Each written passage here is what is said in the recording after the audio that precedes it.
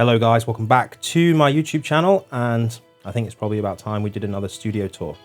This is the Studio Tour 2020.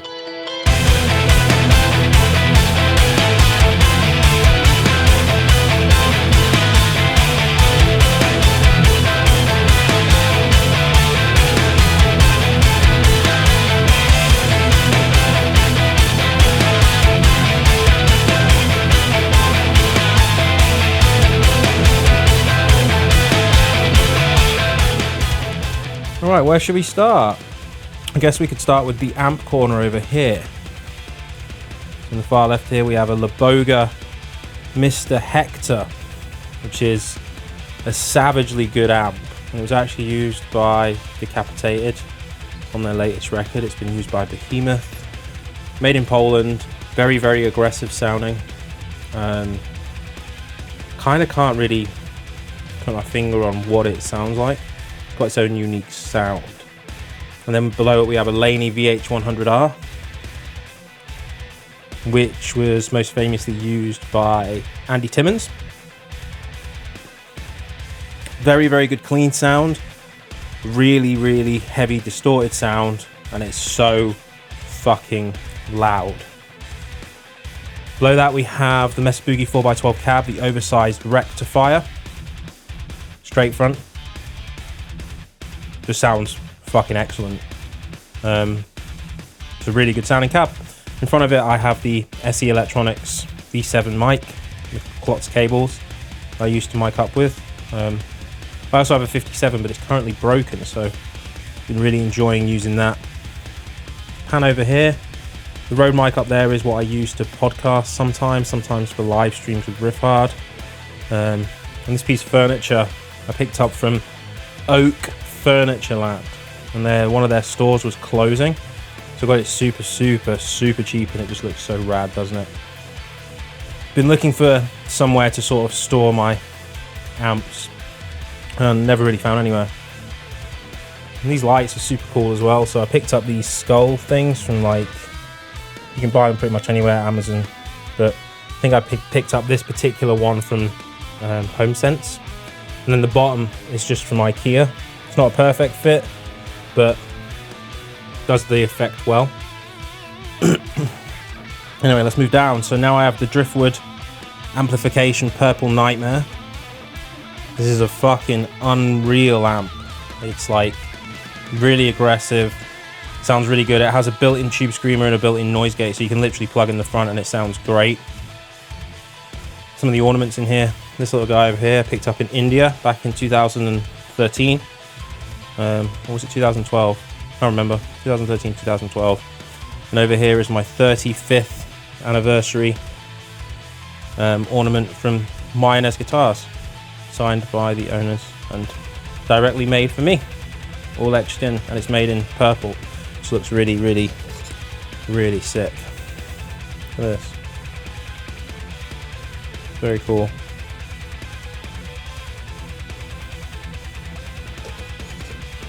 And below that I have the Hughes & Kettner Triumph Mark III, which again is a really, really, really good amp. 6 channels. Really underrated as a company in my opinion. Not many metal players use them. Obviously Tony McAlpine, the guys from Kiss, also used it, and obviously Matey Boy from Rush was a massive Hughes & Kettner guy as well. But generally pretty, I wouldn't say unknown brand, but just not many people use them in the metal world, which to me is crazy because they're so hi-fi sounding and perfect for tight metal. Next to it I also have another ornament that I picked up in India in 2013. And then on the other side we have the Meshuggah Rubik's Cube that came with Coloss, which is still actually wrapped, as you can see. Still wrapped, unopened. Definitely a massive fanboy of Meshuggah. Now if we go further down, I have an Engel Savage Mark II. Again, another fucking fantastic amp. Really aggressive, sounds great. Along with a Meshuggah non-cassette, which I spent years looking for one that wasn't obscenely priced. It's one from the original pressing as well. Just pretty sick. But it's kind of probably the first album that got me into this style of music. It's not the first one I heard from Sugar, but it's definitely the catalyst for why I wanted to write like this. So if we move over here, I've got another one of these lights, this time with a different glass on top. Same construction. Synergy SYN1 preamp with an Uberschall module in it. Fucking sick. If you get the opportunity to try one of those, then I recommend that you do. Really aggressive sounding again. Got the dark glass microtubes. That is also a very, very good bass amp. Sounds fantastic. My one's the Medusa limited edition. I would take it all down. But truthfully, can't be bothered right now. Next to it, I have one of the preamp modules. This is for the Friedman Dirty Shirley, which actually only arrived in the post a few days ago. I've yet to try that. Let's go down the rack here. So the first things first is the Boss tube amp expander, which I put all the amps through. And the main reason for that is because I can turn them up really loud and then turn them down again. It's got some really cool built-in effects as well for adding some reverb and delay.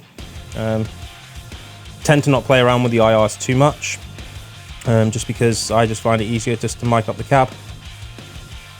Under it I've got two modules there for the Synergy system as well that just balanced there. I've got the Soldano SLO, it's on the left hand side there, and the Morgan AC, which is a really, really good clean sound. If you ever tried a Morgan amp, you'll know exactly what I'm talking about. Korg DTR 2000 tuner. It's always been, I've had that for nearly probably 15 years at this point. Just a really good tuner. If we go down a little bit more, we have a Hughes & Kettner Grandmeister Deluxe 40, which I use on tour. If we're flying anywhere that is 220 to 240 volts, then that's the one that goes, because it's just a really great sounding amp. All the same functions of the Triamp, 4 channels instead of 6 though. And yeah, it just sounds really good, really aggressive. I really like it. One of the oldest pieces of equipment in this studio is the Pod XT Pro. And I bought this second hand in 2007. And I've had it ever since. It's been everywhere. It's been all over the world with me. To the States, it's been to India. I believe it's been to Australia. Yeah, it's been all over the world with me. And it's never let me down. I used it on the first 2 Monuments records. The 8 Dio stuff that I did that ended up being in Overwatch. And the White Rabbit project as well. Next down we have the Synergy system. The SYN2 preamp and the 5050 power amp, which both sound mind-boggling. I can't pronounce that word right now, but they're just fucking good. You can switch your own preamps. There I have the Bogner Ecstasy and the Engel Savage. And the Savage module is actually insanely close to the Savage head. So they've done a really good job with it. It sounds very, very close to the amps that they are recreating with this system. I mean, this system has been around for quite a long time. It used to be with Randall and Egnator. And then, yeah, Synergy adopted the system in modern times and have been getting amps to actually manufacture their own modules. So the Bogner modules are made by Reinhard Bogner, designed by, and same with the Engel. Engel is designed by the Engel guy, Soldano by Mike Soldano, Morgan by the guy at Morgan, etc. Friedman, same thing. Below that I have the Ampy 88S Studio switcher, which means I can switch between 8 amps and 8 cabs in any configuration that I like. It's just completely transparent, has an internal load, so I can turn all the amps on like this, and I don't have to worry about blowing them up. It's really good. It's a really great, really great switcher system, and if you are looking for one, then I wholeheartedly recommend it, because you can daisy chain up to 4 of them and have 32 inputs and 32 outputs. So 32 heads, 32 cabs if you want, which is like, what, close to 20,000 different configurations that you could have. It's pretty nuts. And below that I just have a Samson power strip, cheap thing, just so that I have only one plug for everything in the rack. In this drawer here I just have a bunch of mics, different mics and stuff like that. Got some SE Electronics ones, got a couple of ribbons, a couple of condensers. But I tend to just stick to the V7 at the moment. I'm really enjoying it. The one that's over here on this cab for miking up amps. Sounds really good. Right, if we move further over, up here we have the Hughes & Kettner Warp X, and I had the Warp T, but I just love the way the Warp X looks. Look at it, it just looks fucking angry. I've been looking for one of these for years. Really great sounding amp, really underrated. I think that the Trilogy was probably based off the same circuitry, just rebranded with an extra channel, but it just sounds pissed off. It's just fucked. And below that I have a Marshall 8100 head, the Sound of Death, and Meshuggah used to use these in the early days as well, and it just sounds fucking great. I picked this up for like 60 quid, which is 60 pounds, what, like 80 bucks for you Americans out there. Slightly broken, but it still works. I will send it to Marshall one day to get sorted out of the factory, but for now, I mean, it's just the instant sound of Scandinavian metal and death, basically. If we go down a little bit more, we have the Ampeat 1 amplifier, which used to be up here in this in the top bit where the driftwood is, but I just fancied swapping everything around just to basically give myself a new scenery to look at. But the Ampeat 1 is one of my favorite amps of all time. It just sounds fucking amazing. Just a really good amp. In fact, actually, yeah, obviously we've got the Ampeat switcher here, and the guy that also makes Ampeat also helps with the synergy stuff. So yeah, as you can see just there, it's a big happy family of Ampeat and Ampeat made stuff. From a guy called Peter Arnold, I believe his name is. And over here, I've got my screen. And this screen is what I use for live streaming. So this is like my multi-view screen, and I can see whatever cameras that I, want to see. So right now my secondary camera is up here, and you can see my back. I also normally have the screen on number 3 and a second camera just right here where you can see the tripod. I use that for live streaming all my stuff on Riff Hard. I do it for one-on-ones on Riff Hard, and I'm going to eventually adopt a system where I record every video that I do with the system, because I can switch up to 8 different cameras. So yeah, eventually that will become the centerpiece of everything that I do. So let's move over to the desk. So on this side we have really cool light, obviously. The Adam A77Xs, which sound great. The Yamaha MSP5s, which I don't know if you remember, I had NS10s there, but I just got a bit bored of them. The MSP5s just do exactly the same thing, just in my ears, just a lot better. It's not quite as horrible to listen to on a daily basis as the NS10s, and also they're self-powered, so no need for a power amp anywhere. If we look on the top here, just below the speakers, I've got my set of headphones, which are Sennheiser HD 600s. Been using them for the best part of 6 years, and they're just really good headphones, translate really well. On the left hand side I've got the Ampeat remote, this thing right here, which means from my desk I can switch to whatever amp that I want. To the right of that I've got the Blackmagic Design ATAM Television Studio HD, which is what I use to switch between cameras and also for live streams and stuff like that. If you're familiar with Blackmagic Design, their stuff is just great for what I need to do. It just works instantly. So yeah, that's all for video. If we go down here, I've got a Midas 500 series rack, and with the Midas I've got 4 preamp, well, not 4 preamps, I've got 4 modules in it right now, all made by Neve. So I've got on the far left an AMS Neve 1073 LB, which is 73 preamp. Next to it I have the EQ 73 LB EQ. Next to that I have the 2264 compressor limiter, and after that I've got the preamp, the 88R LB. So right now I have the first 3 modules daisy chained together using Neve's daisy chain link, and that means that that runs as one whole channel strip. So I can use the preamp there, but also have EQ affecting it and compress it, which is good for stuff like bass. I can use the EQ to refine my guitar signal, which I haven't tried yet, I only did this the other day. And I'm really excited to try it because the EQ is so musical and the compression is so lush. So I'm really excited to try that. I've been using the 88 preamp for nearly everything recently just because it sounds so fucking good. It's a really, really good preamp. If you've never tried one of these out, the 88 here, then I wholeheartedly recommend you do. They make a humongous desk called the 88RS, which is used in loads of post-production studios, loads of studios around the world. So it's just a really clean preamp, and the complete opposite of a 1073 actually. It's just really clean, really, what's the word? I guess transparent is probably the correct word to use. It's almost verging on something that SSL would do. So let's go into this rack now. I've got the Satori by Antelope Audio, and that's a monitor controller. And it's rack mounted, so all the cables are out of the way. Works really well, really transparent, and sounds really good.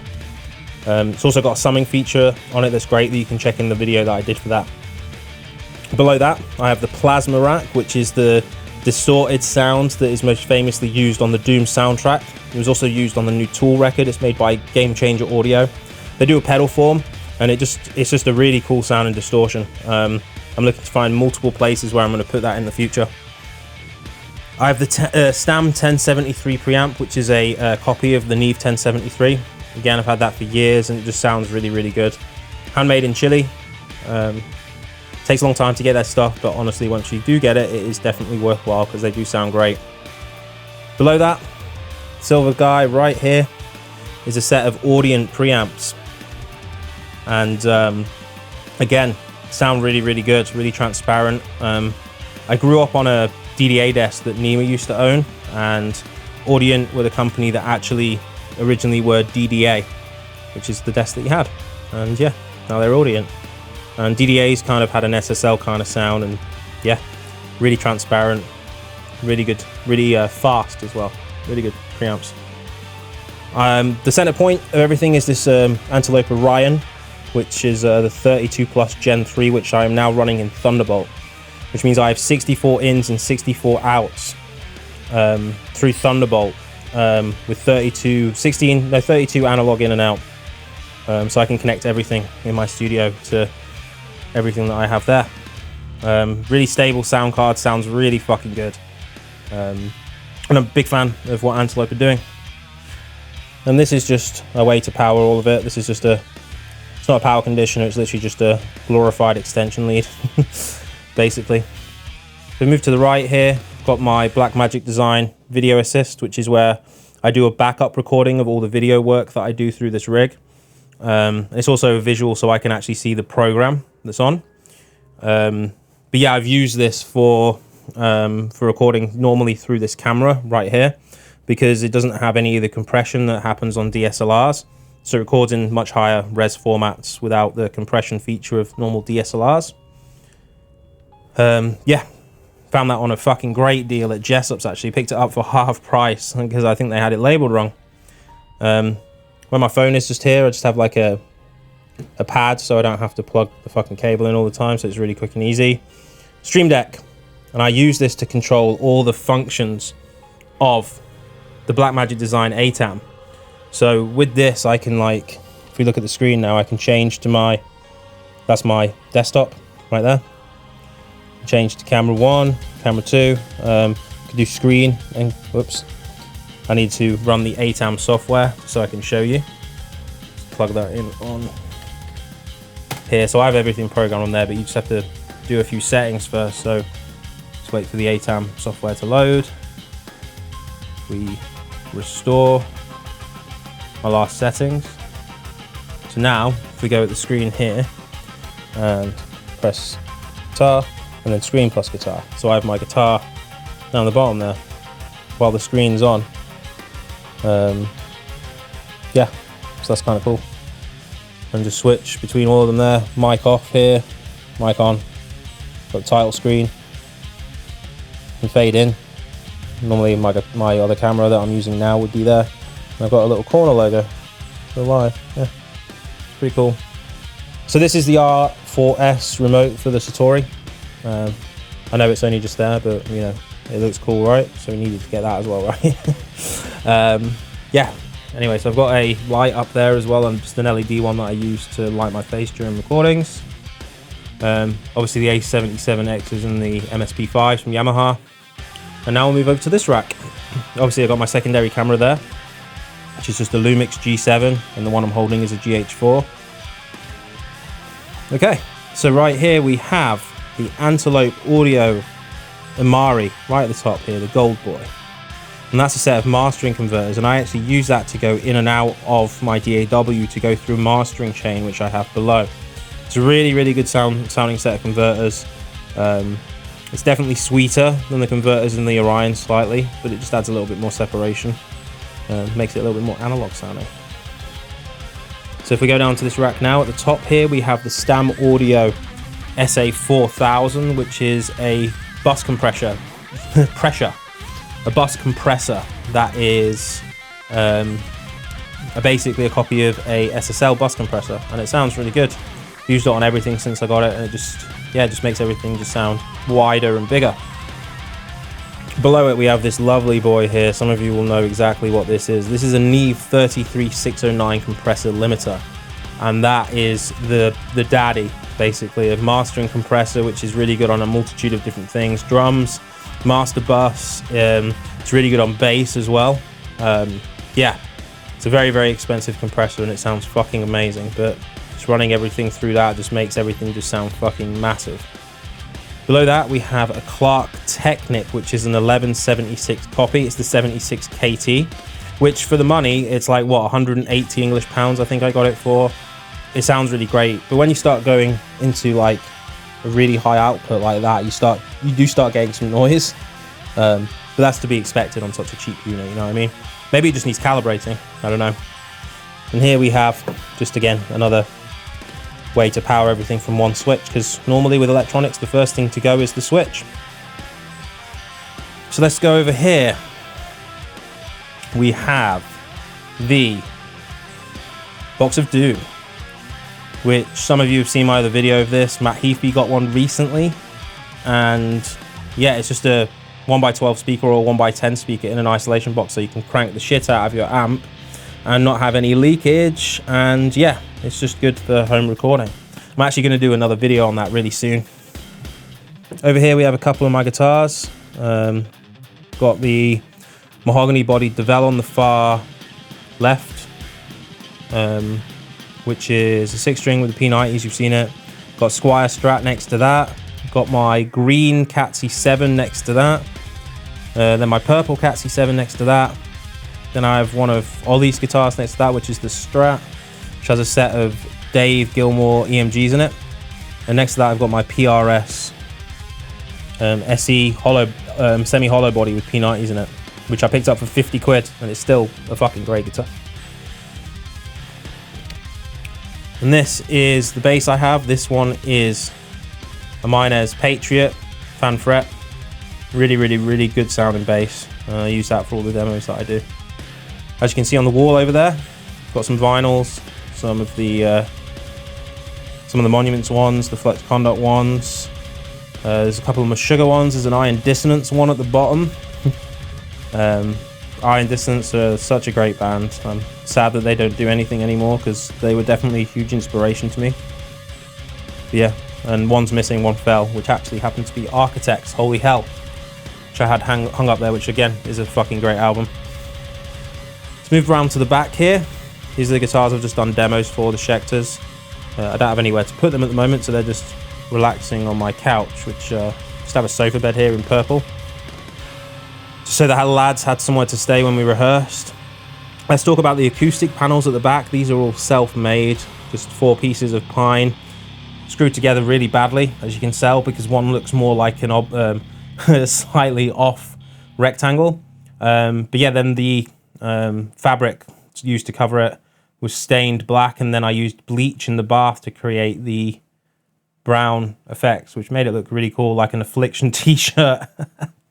But yeah, it's just got rock wool in it. I put some string, which is like crisscrossed underneath the fabric, just so that the rock wool wouldn't eventually sag, so it always just remains completely tight. Over to the left here, I just have a set of drawers which has got all my cables, pedals and everything in it. Got a ring light there, just in case I need some extra light. Down the bottom here, you might not be able to see it, but I've got a Laboga 2x12 cab as well, which you've seen in some videos. So yeah. I've also got a room downstairs that's just full of shit. But yeah, that's it. Oh yeah, I forgot to mention the desk here is made by Zayor. And under the desk here, you might not be able to see it, but I've got a Yamaha SW10 sub, which I use in conjunction with the Adams and the MSP5s. That's my studio. It's a cool studio, isn't it? Like, the room is definitely, I'm almost outgrowing the room at this point, but I think it looks great in here. It's a really inspiring environment to be in, and it's good for all of the live streaming that I do on Riff Hard and all the YouTube videos that I do for you guys. So yeah, pretty happy with how it is. I hope you like what you've seen here. Obviously next year we'll do another studio tour to see how it's changed. But yeah, it's a very inspiring working environment. I hope you guys have something similar to this as well. But thanks very much for watching. If you want me to try any more of this gear out, obviously I can always do more videos of it. Any gear that you want me to try out, put it in the comments. And yeah, I'll see you next time. Peace.